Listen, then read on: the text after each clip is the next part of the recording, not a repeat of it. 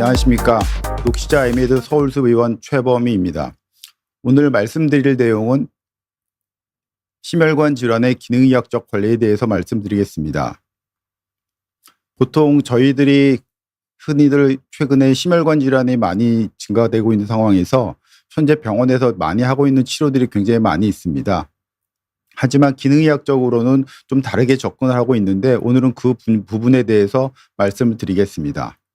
현재 제가 학생들한테 얘기할 때나 환자들한테 얘기할 때 많이 하는 얘기입니다. 병원 의사 제약회사는 절대 예방을 하지 않습니다.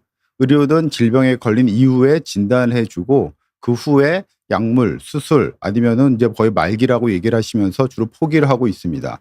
하지만 그렇지 않습니다. 의료 또한 저희가 학생들한테나 환자들한테 물어볼 때 왜 의사들이 치료를 할 수 없는지 이렇게 얘기를 질문을 많이 받고 있습니다.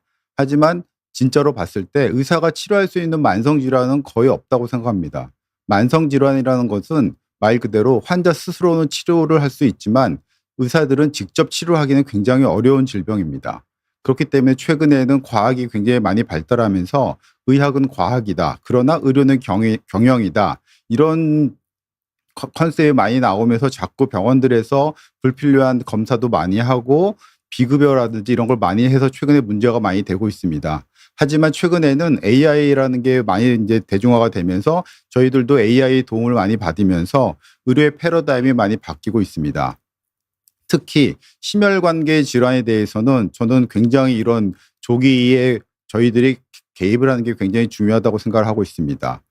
이 그 그림을 보시면은 그 이집트에 있는 카이로스라는 신이 기회의 신인데 이 사람의 머리를 보시면 앞에는 머리가 있고 뒤통수에는 대머리로 되어 있습니다. 뒤에 머리가 없고 등에는 등과 다리에는 날개가 있고 손에는 저울이지만 사실은 칼이죠.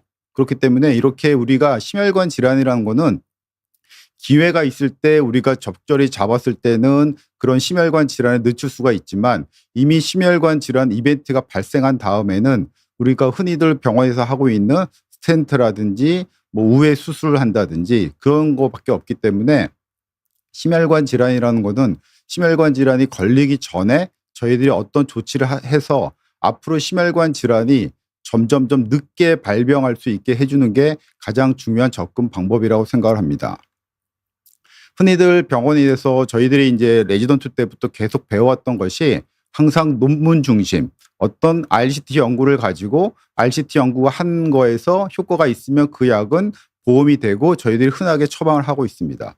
하지만 관찰 연구도 굉장히 중요한 데이터들이 많이 있지만 현대의학에서는 자꾸 RCT, SCI 논문 이런 걸로만 자꾸 접근을 하기 때문에 의학에서 자꾸 예방의학이 뒤처지게 되는 것 같습니다. 이 그림을 보시면은 저희들이 하늘에서 떨어질 때 다치지 않기 위해서 낙하산을 핀다는 것은 누구나 알고 있습니다. 하지만 이걸 의학으로 접근을 해보시면은 우리가 하늘에서 떨어질 때 낙하산을 폈을 때 다치는 경우와 낙하산을 펴지 않았을 때 다치는 거에 대한 연구는 없습니다.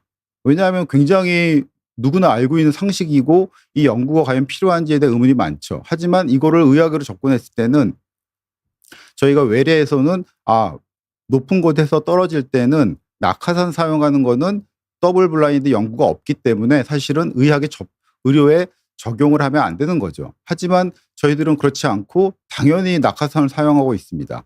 이렇게 우리가 너무 이런 RCT, 더블 블라인드 연구 이런 거에 대해서 너무 대중화가 되다 보니까 자꾸 제약회사들은 약을 가지고 연구만 하고 그걸로 인해서 아주 유명한 저널에 실리게 되면 자연적으로 자꾸 의사들은 그거에 대해서 처방을 하고 이런 게 지금까지 많이 되풀이되어 오고 있었습니다.